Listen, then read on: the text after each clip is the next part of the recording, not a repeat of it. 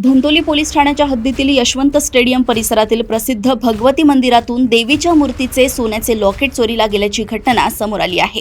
धक्कादायक बाब म्हणजे आरोपीने आधी सामान्य भाविकासारखे मंदिरात प्रवेश केला, देवीचे दर्शन घेतले, हात जोडून प्रार्थना केली आणि संधी साधून मूर्तीच्या गळ्यातील सोन्याचे लॉकेट लंपास करून पळ काढला। हा संपूर्ण प्रकार मंदिरातील सीसीटीव्ही कॅमेऱ्यात कैद झाला। मंदिर प्रशासनाला चोरीचा सुगावा लागताच त्यांनी सीसीटीव्ही फुटेज तपासले आणि धंतोली पोलिसात तक्रार दिली। पोलिसांनी फुटेजच्या आधारे तातडीने कारवाई करत मुख्य आरोपी इरफान हमीद शेख आणि त्याचा साथीदार शोएब जावेद शेख या दोघांना अटक केली आहे। जप्त केलेल्या लॉकेटच्या किमतीचे मूल्यांकन सुरू असून हे आरोपी इतर गुन्ह्यात सामील आहेत का याचा तपास पोलीस करतायत। यशवंत स्टेडियम परिसरात भगवती देवी मंदिर आहे।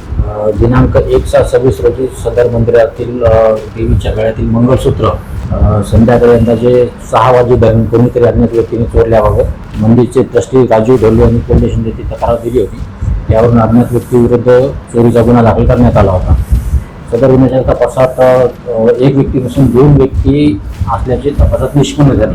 काही तांत्रिक पुराव्याच्या आधारावर दोन्ही व्यक्तीचा शोध घेतला असता हे दोन्ही व्यक्ती मिळून आले। त्यांचे नाव एकाचं आहे इम्रान हमीद शेख, राणा रोकेश्वर आहे, आणि दुसरा सोहेल जावेद शेख उर्फ लाला, हा हिंगणघाटचा राहणार आहे। यांना सदर गुन्ह्याच्या तपासात अटक केलेली आहे आणि त्यांनी सदर मंदिरातील देवीच्या गळ्यातील मंगळसूत्र चोरल्याचे कबूल केलेले आहे।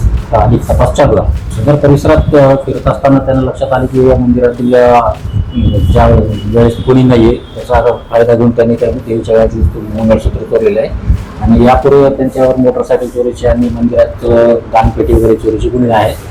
त्यांनी यापूर्वी लकडगंज ते पण आणि मोटरसायकलची चोरीचे पण गुन्हे दाखल केलेले आहेत आणि अधिक तपास चालू आहे। त्यांच्याकडून इतर बी गुन्ह्याचं उघड होण्याची शक्यता आहे। 5 ग्रामचं मंगळसूत्र आहे देवीच्या गळ्यातलं।